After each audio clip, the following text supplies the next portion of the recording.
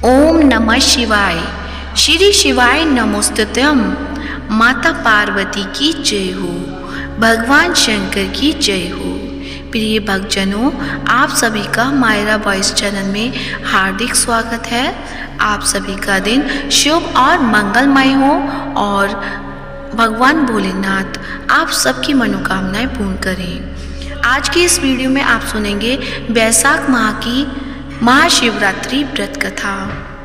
महाशिवरात्रि व्रत में शिव जी की इस कथा का पाठ करना बहुत ही शुभ फलदायी बताया गया है। शिव पुराण में भी इस व्रत की महिमा बताई गई है। शिव पुराण के अनुसार जाने अनजाने में भी जो मनुष्य और जीव महाशिवरात्रि का व्रत कर लेता है वह शिव कृपा का भागी बन जाता है और उससे यमराज के दूत भी दूर रहते हैं।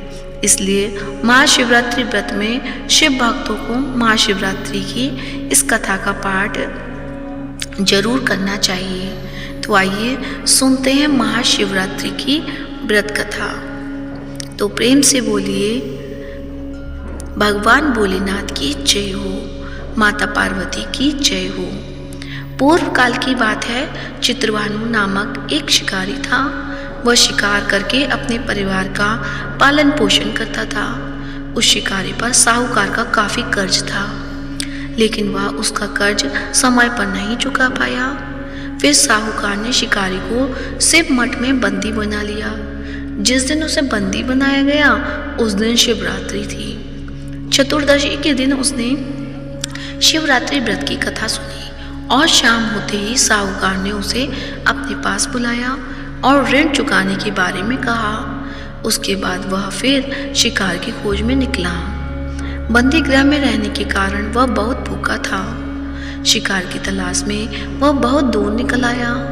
अंधेरा होने पर उसने जंगल में ही रात बिताने का फैसला किया और एक पेड़ पर चढ़ गया।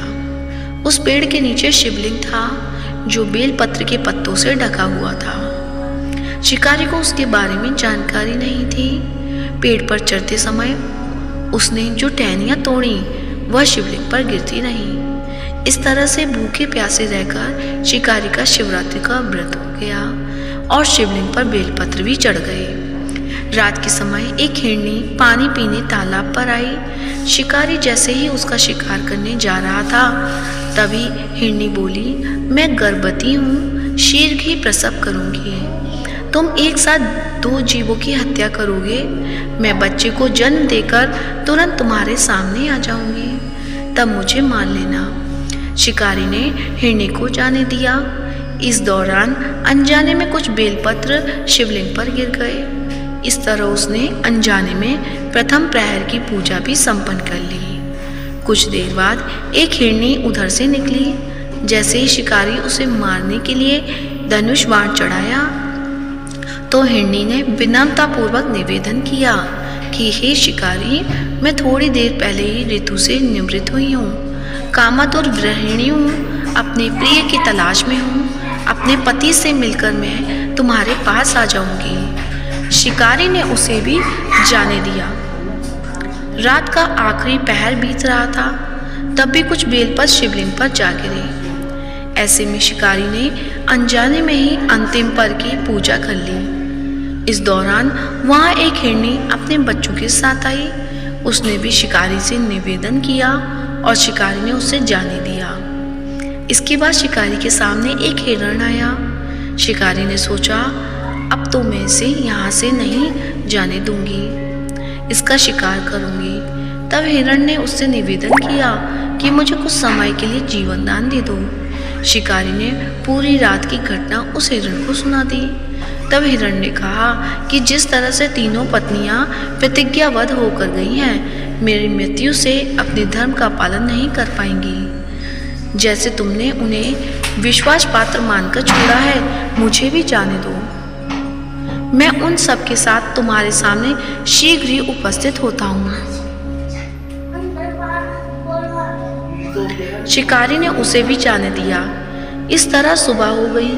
उपवास, रात्रि जागरण और शिवलिंग पर बेलपत्र चढ़ाने से अनजान में ही शिवरात्रि की पूजा पूर्ण हो गई। लेकिन अनजाने में हुई पूजा का परिणाम उसे तत्काल मिला। थोड़ी देर बाद हिरण और उसका परिवार शिकारी के सामने आ गया। उन सभी को देखकर शिकारी को बहुत गिलानी हुई और उसने पूरे परिवार को जीवन दान दे दिया।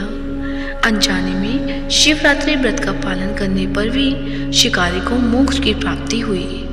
जब मृत्यु काल में यमदूत जीव को ले जाने आए तो शिवगणों ने उन्हें वापस भेज दिया और उसे शिवलोक ले गए। शिव जी की कृपा से चित्रभानु अपने पिछले जन्म को याद रख पाए, शिवरात्रि के महत्व को जानकर उसके अगले जन्म में भी पालन कर पाए। तो प्रेम से बोलिए भगवान भोलेनाथ की जय हो, माता पार्वती की जय हो, हर हर महादेव। तो ये थी शिवरात्रि व्रत कथा।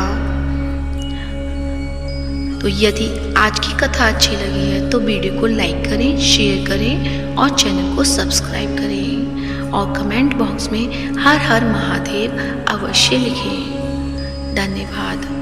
ओम नमः शिवाय।